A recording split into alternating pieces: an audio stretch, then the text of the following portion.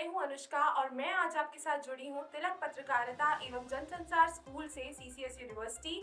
और आज हम जिस मुद्दे पर बात करेंगे वो है भारत को मिली हुई G20 की अध्यक्षता। और इसी मुद्दे पर बात करने के लिए आज हमारे साथ स्टूडियो में मौजूद है कपिल कुमार जी।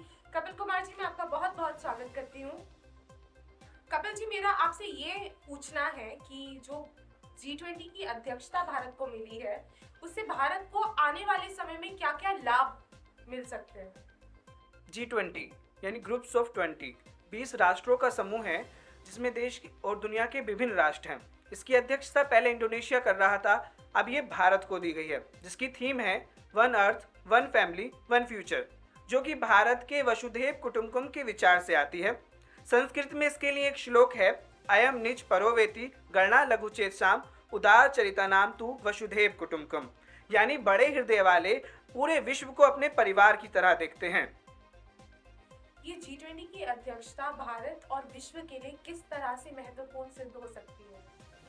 G20 विश्व की लगभग 90% जीडीपी को कवर करता है, जो 80% से ज्यादा व्यापार और लगभग 2/3 अधिक जनसंख्या को संरक्षण देता है। यह विश्व तथा भारत के लिए महत्वपूर्ण इसलिए भी है क्योंकि विश्व भारत की विरासतों एवं संस्कृति से प्रभावित होगा। भारत की तरफ निवेश बढ़ेगा, भारत की तरफ लोग आएंगे। इस बार G20 के अंतर्गत भारत 5 मुद्दों को शामिल कर रहा है, जिसमें से क्लाइमेट चेंज, टेररिज्म और ग्लोबल सप्लाई चेन महत्वपूर्ण है। टेररिज्म पर यदि हम देखें तो हमारे आसपास के राष्ट्रों में भी आतंकवाद बड़े स्तर पर नजर आ रहा है। हालिया समय में पाकिस्तान पर हुए आतंकवादी हमले, जो उन्हीं के राष्ट्र में रहने वाले आतंकवादियों द्वारा किए गए थे, कहीं ना कहीं हमें भी प्रभावित करते हैं। आपने जो ये मुद्दे बताए अभी, उनमें से कुछ अहम मुद्दे हैं क्लाइमेट और स्वास्थ्य, हेल्थ सेक्टर हमारा। तो उसमें जो सारे देश हैं G20 के स्पेशली, वो किस तरह से आगे आएंगे? जैसे अभी अभी महामारी गई है, तो जो बचाव के लिए या फिर आगे कुछ ऐसा इतनी बड़ी गंभीर स्थिति ना पैदा हो, उसके लिए क्या-क्या कदम उठाए जा सकते हैं? किस तरह से उसको प्रिवेंशन की तरफ ले जाया जा सकता है? जैसा आपने पूछा भी, जलवायु परिवर्तन और स्वास्थ्य पर भारत की पैनी नजर है। हम वैक्सीन में विश्व को एक नए आयाम दे रहे हैं। भारत के प्रधानमंत्री ने अपने भाषण में भी कहा था कि हमें इस प्रकार की समस्याओं के दौर से गुजर रहे हैं जहां हमें विश्व को एक नए आयाम की तरफ लेके जाना है, नई प्रगति की तरफ लेके जाना है। तो समृद्धि के इस प्रकार के आयामों को शामिल करें जिससे लाइन में खड़े हुए अंतिम व्यक्ति तक पहुंचा जा सके।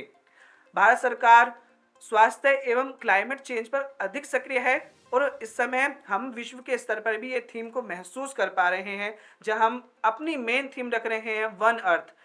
ये दुनिया एक है, इसे एक फैमिली परिवार की तरह लें और एक संगठित भविष्य की तरफ आगे बढ़ें। भारत की संस्कृति और निवेश पर इसका क्या असर होगा? G20 का भारत की संस्कृति और निवेश पर एक सकारात्मक प्रभाव होगा। वहीं संस्कृति में यदि हम देखें तो विश्व भारत की तरफ आकर्षित होगा, जिससे हमारे राष्ट्र में विदेश से आने वाले लोगों की संख्या भी बढ़ेगी। निवेश के स्तर पर हम देखते हैं कि फ्रांस, जापान, रूस जैसे राष्ट्र भारत में इन्वेस्टमेंट करने के लिए तैयार हैं, जिससे विदेशी निवेश की संख्या के साथ साथ लोगों के लिए रोजगार के नए आयाम भी बढ़ेंगे। और इसका प्रभाव देखें तो यूएनओ की सुरक्षा परिषद में भारत अपने स्थायी सदस्यता के लिए भी दावेदारी मजबूत करेगा।